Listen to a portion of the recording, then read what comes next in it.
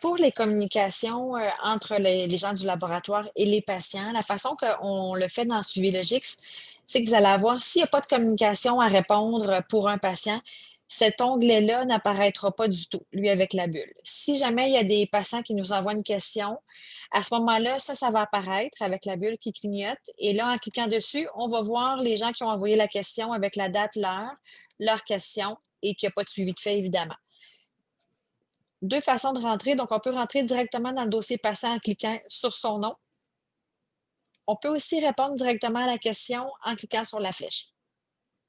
Donc, je vais rentrer dans le dossier du patient pour vous montrer à quoi ça ressemble. Donc, si je rentre dans le dossier du patient, heu, les communications, en fait, ils sont à la fin des pathologies pour lesquelles on a inscrit le patient. Mais évidemment que ces communications-là qui sont nouvelles pour le logiciel, ça peut être tous les patients, même si on n'a pas inscrit ce patient-là pour une pathologie. Donc, maintenant, tous vos patients peuvent vous envoyer des communications, même si on ne les suit pas pour, aucune pathologie. Donc, ça pourrait être pour, une question de santé, ça pourrait être, une information générale, ça pourrait être sur un médicament qu'ils prennent puis qui ont des effets secondaires puis ça ne fonctionne pas du tout. Donc, c'est maintenant disponible pour tous vos patients. Donc, vous les retrouvez quand même après la section pathologie, vous avez les communications générales. Donc, par exemple, pour ce patient-là, il y a 2 communications qui ont eu lieu, là. Donc, si je commence par celle 2 sur 2, c'est qu'il y a eu 2 messages, 2 réponses, là, reliées à une question.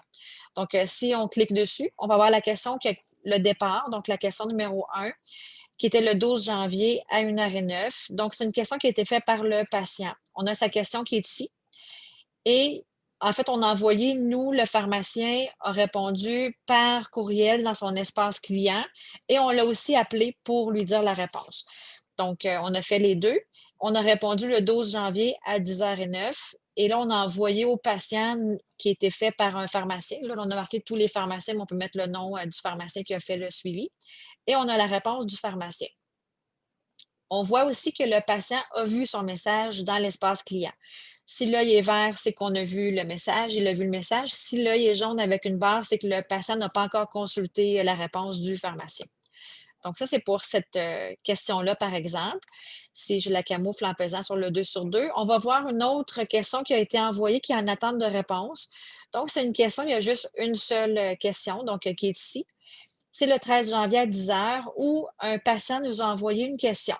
Donc, il attend qu'on lui réponde. Pour lui répondre, je vais cliquer directement sur la flèche ici pour répondre à sa question. Donc, en cliquant sur la flèche, je vais voir la question du patient, l'heure et la date et je vais pouvoir lui répondre dans cet endroit-là ici.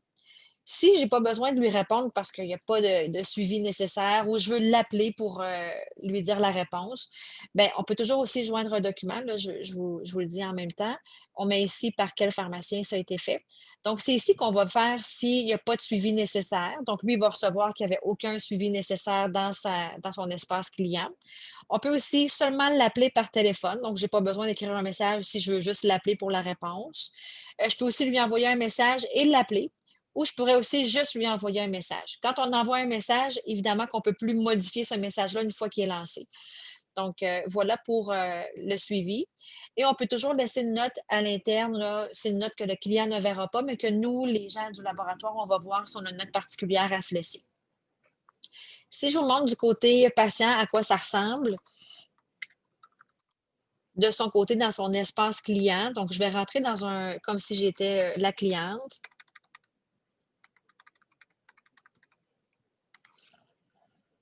Donc voilà, je suis dans le dossier du client. Donc, ce qu'il veut faire aujourd'hui, donc, je vais aller c'est les communications avec le pharmacien. Les résultats à votre pharmacien, ça, c'est des résultats que les patients envoient pour des pathologies pour lesquelles ils sont déjà inscrits à la pharmacie, pour lesquelles on les suit. Si c'est un patient qui a pas de pathologie, qu'on ne le suit pas, mais qui veut adhérer au logiciel puis envoyer là, des questions, via, les télécommunications, puis via Suivi Logix, ben, c'est ici qu'il va aller. Donc, il va faire communiquer avec votre pharmacien. Et là, à cet endroit-là, il va trouver les communications de la pharmacie. Donc, il y a 3 onglets vert, jaune et gris. En gris, c'est les communications qui n'auront pas eu de suivi, là. En fait, que les réponses ont été faites, puis on les efface pas, on les laisse là. Donc, c'est ceux qui n'ont pas d'activité depuis au moins 60 jours. Il y a en jaune les questions que le patient a envoyées, mais que le pharmacien ou le laboratoire, les gens du labo n'ont pas encore répondu. Donc lui, il attend toujours une réponse pour cette question-là. Et en vert, c'est des communications qui ont été répondues par le pharmacien. Donc, ici, il avait posé une question et la réponse du pharmacien, ben, elle est là ici. Donc, si lui veut envoyer une question à son pharmacien, c'est très facile. Il va créer une nouvelle communication par ici. Mais si jamais aussi il voulait répondre à nouveau à la réponse du pharmacien, il peut cliquer sur plus répondre pour envoyer un autre commentaire à propos de cet élément-là ici. Donc, si je fais créer une nouvelle communication, je vais aller ici et là, il va écrire sa question, il peut joindre un document et il va faire envoyer. Donc, c'est aussi simple que ça. Je pense qu'il y a beaucoup de possibilités avec cette nouveauté-là de suivi Logix pour créer soit des nouvelles opinions suite à des gens là, pour qui ils ont des questions et que ça ne fonctionne pas bien leur traitement. Plein de nouveaux suivis potentiels aussi, effectivement, là, reliés à ça. Puis je pense que c'est un beau service à offrir à vos patients.